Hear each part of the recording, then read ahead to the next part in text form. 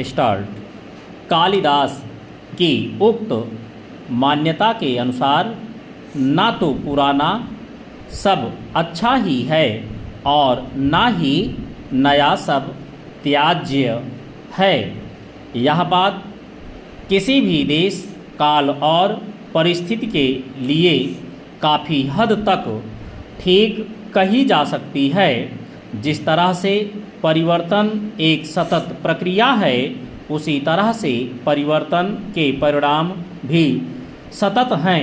इस प्रक्रिया में कई बार परिवर्तन अत्यंत सकारात्मक और लाभकारी होता है, तो कई बार परिणाम इसके उलट भी आ जाते हैं।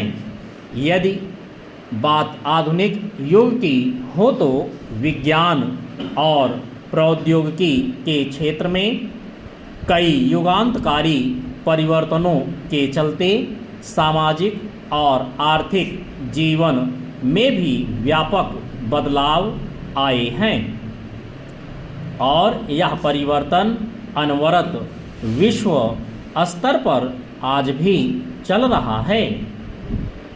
इसी परिवर्तन को स्पष्ट करने के लिए समाज वैज्ञानिकों ने आधुनिकता जैसी अवधारणा का प्रयोग किया है।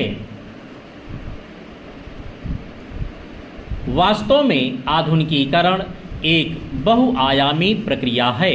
साथ ही यह किसी प्रकार के मूल्यों से जुड़ा नहीं है, लेकिन कभी कभी आधुनिकीकरण का प्रयोग अच्छाई या इच्छित परिवर्तन के लिए भी किया जाता है।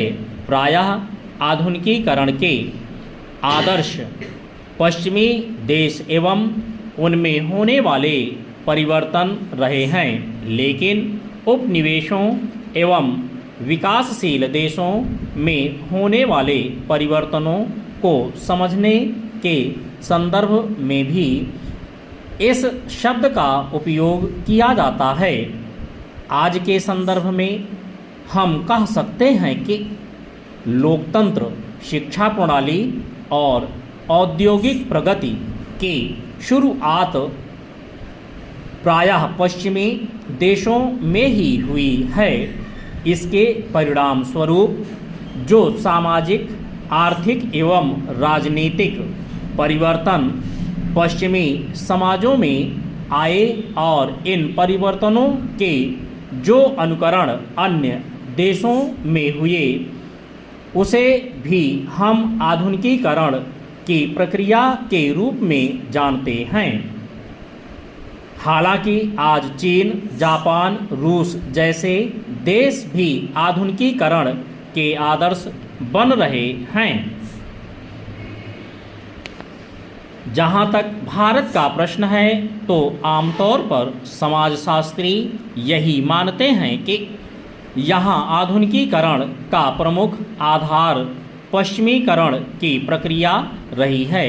भारत में ब्रिटिश अधिकारों की स्थापना के फलस्वरूप अनगिनत परिवर्तन आए। तमाम तरह के सामाजिक सुधारों का सूत्रपात हुआ। भारतीय नेताओं एवं सुधारकों ने अंग्रेजों की मदद से बहुत सी परंपरागत सामाजिक कुरीतियों को दूर करने का प्रयास किया। हालांकि कुछ विचारक इस विचार से असहमत हैं, लेकिन अधिकांश का स्पष्ट रूप से मानना है कि अंग्रेज़ों ने भारत में आधुनिकीकरण की प्रक्रिया की नींव डाली। नई अर्थव्यवस्था एवं राजनीतिक एकता की स्थापना के साथ साथ भारत में नए शिक्षित वर्ग को जन्म देने का श्रेय प्रेस एवं नई शिक्षा प्रणाली को है। ब्रिटिश सरकार द्वारा भारत में शुरू की गई नई तकनीकों, सिंचाई के साधनों एवं यातायात की सुविधाओं से कृषि में क्रांतिकारी परिवर्तन आया। सड़कों के विस्तार ने गांवों की जड़ता एवं पृथकता को समाप्त कर दिया।